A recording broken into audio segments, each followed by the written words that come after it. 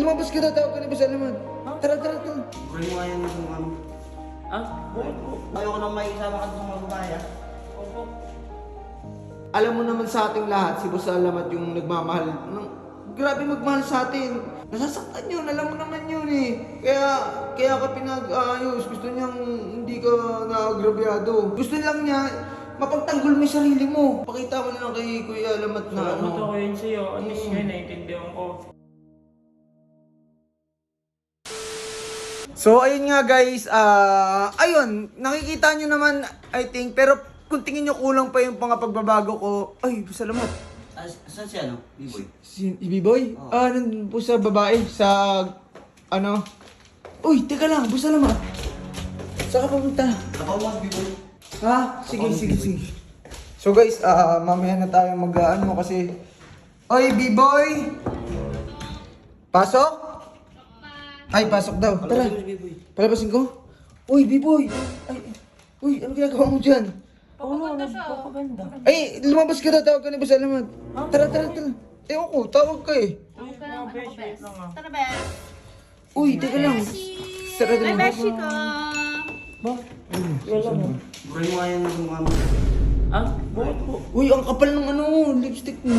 Kunin mo. Saan mo? Saan mo na? Oh, Ayoko makikita pa pumasok ko sa kwarto ng babae ah. Uy, narinig mo ba ako? Opo. Hindi ka sumasagot. Opo, narinig ko po. Ano, ayoko maririnig yun. Ayoko nang may isama ka sa mga babae ah. Opo. Di mo naman ko. Salamat. Oh, ano gagawin ko? Gusto mo, burahin ko pasuntok yan. O ano? Uy, teka lang. Matatanggal ako pasuntok. Tatanggalin din Uy, ako. tagalin mo na lang. Huwag ka nang ano, boy. Ay, sorry, tulungan ako. Eh, hindi ko naman alam yan. Hindi naman may lipstick eh. Baklaan niya. Galaw mo. Ano mo eh. Isa pang pasok mo dyan, makita talaga dyan ah. Uy, ano? Alis mo na yan. Ay, tulungan ako. Anong tulungan? Hindi nga ako marunong mag-alis ng lipstick eh. Ang dali-dali lang naman yan eh. Iyan mo sa tubig. Bakit? Ako na ako lang sa kanila. Sa inyo. Hoy, ano boy ito real talkin na kita. Ako, okay lang talaga sa akin yun. Pero magkakaiba tayo dito sa ating pamilya. Magkakaiba personality natin. Pero kasi si Boss Alamat, di mo masisisi yan.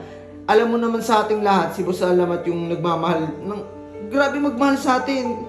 Eh, pag nakikita nga nilang inaasar ka na bakla, nasasaktan yun. Alam mo naman yun eh. Kaya ka pinag-ayos. Gusto niyang hindi ka naagrabyado. Kasi, no. Alam ko kasi talaga ako.